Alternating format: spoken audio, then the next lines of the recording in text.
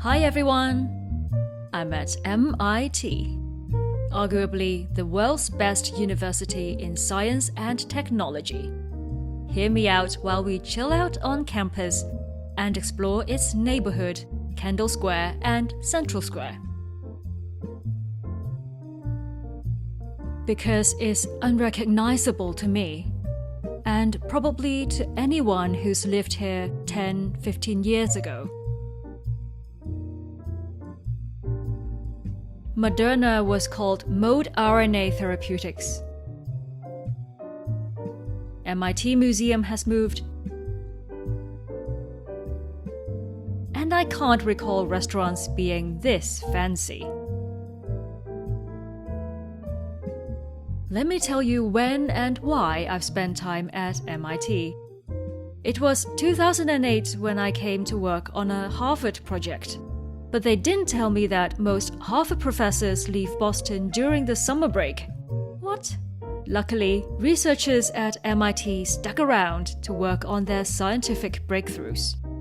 I ended up spending a lot of time near the iconic Stata Center and the Broad Institute, a biomedical and genomic research center that partners with both Harvard and MIT.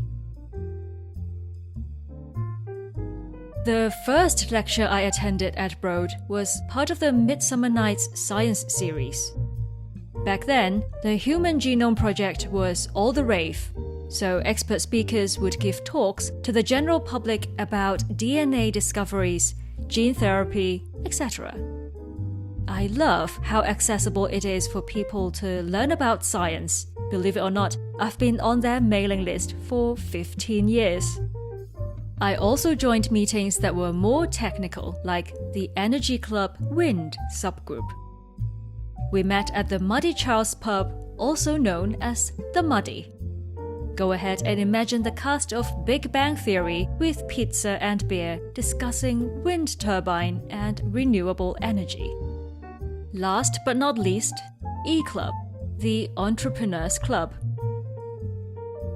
You know they're good when they explicitly tell potential sponsors where to shove their negativity. Also, the website looks like it's taken straight out from coding. 'Cause why impress people with images? Amateurs.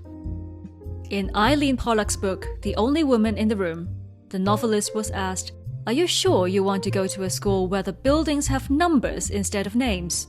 Duh, if you can't find Building 56 on a map, you don't deserve to be here." But now, thank goodness for QR code and donors' naming rights. These modern buildings around the MIT campus totally transformed Kendall Square. Back in my days, it was more grey and brown buildings with very little light inside.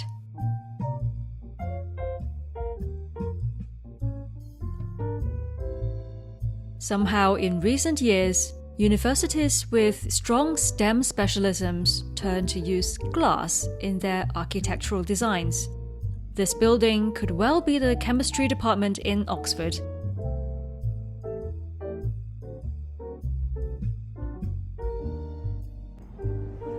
I'm sure someone would make a joke about science geeks being bad at sports.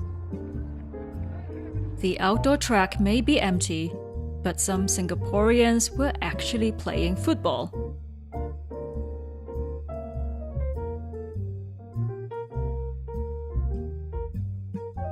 It's so nice to see MIT new and improved. Enjoy the tranquility by the Charles River.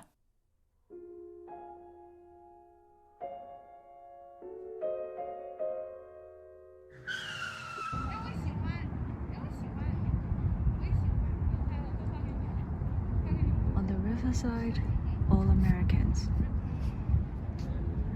On this side, all Asians.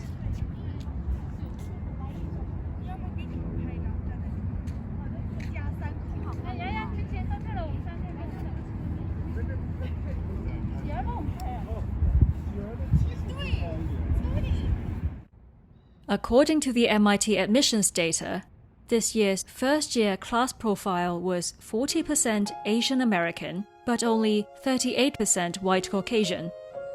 After decades of sending Asian kids to study science, this boy holding a beanie baby is still being dragged by his parents to be inspired. Building E52 is now named in honor of the founding chairman of the Taiwan Semiconductor Manufacturing Company, Mr. Chang, and his wife. Why is MIT still the Mecca, especially for Asians? Maybe it's the specific type of science you can choose. No one is going to laugh at you if you want to be in aeronautical engineering or naval architecture.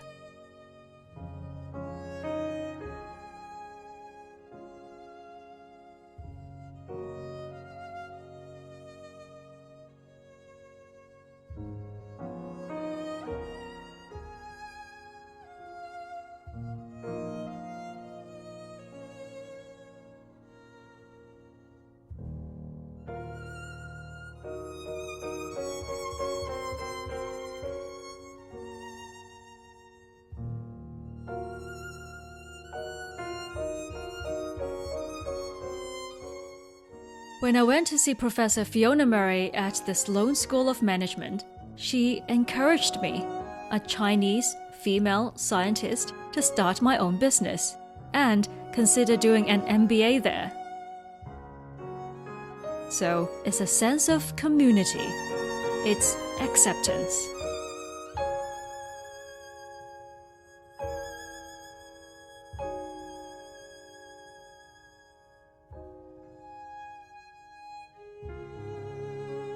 You could see how genuinely excited they are, like they've seen the Sistine Chapel.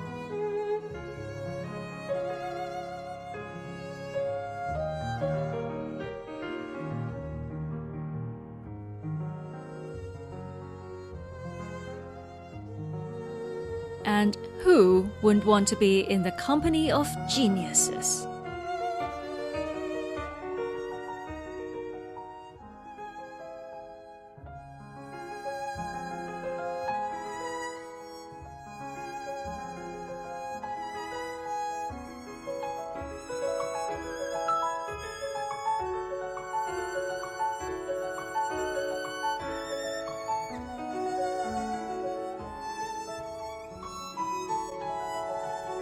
Hang on a minute.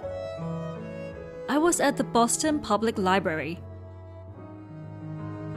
You see, dedicated to the advancement of learning. And the same names, Newton, Darwin, Franklin, were carved there too. These are not alumni walls.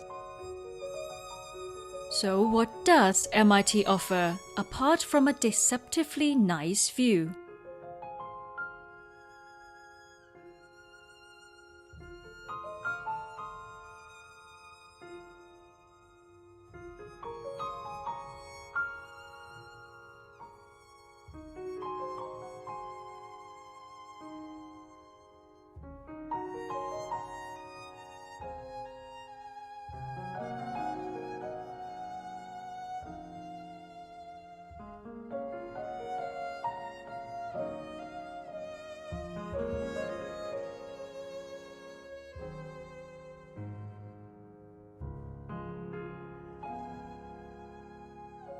Hello, job prospect, right on your doorstep. My hotel is conveniently next to Google, and I've been observing them since day one in the morning at about 9 a.m. and now it's about, just past 4:45, and there's absolutely no one. No one's working, no one's having meeting in a pod. Where have they gone? I don't mean to stereotype, but there's no better news than telling Asian parents that you've got a job before you graduate. There are more tech, pharma companies, research labs than the last time I was here, complete with motivational speech on the pavement. Another thing Asians love, a booming real estate market in Kendall Square. Swanky luxury apartments. If you make money, you have to be able to enjoy it, and there are some serious wine and dine places nearby.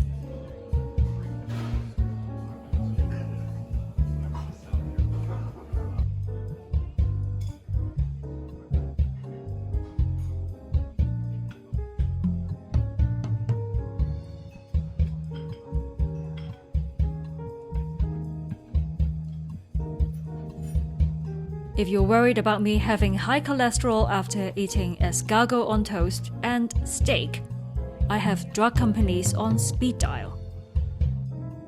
On to some authentic Asian restaurants where you can show off to your American colleagues about mushu beef.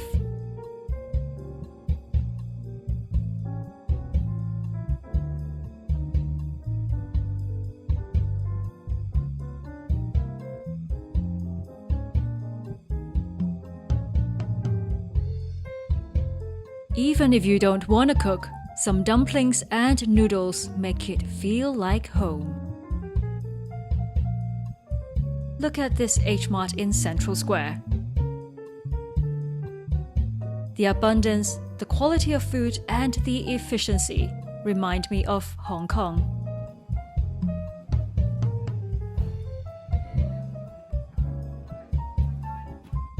I get it.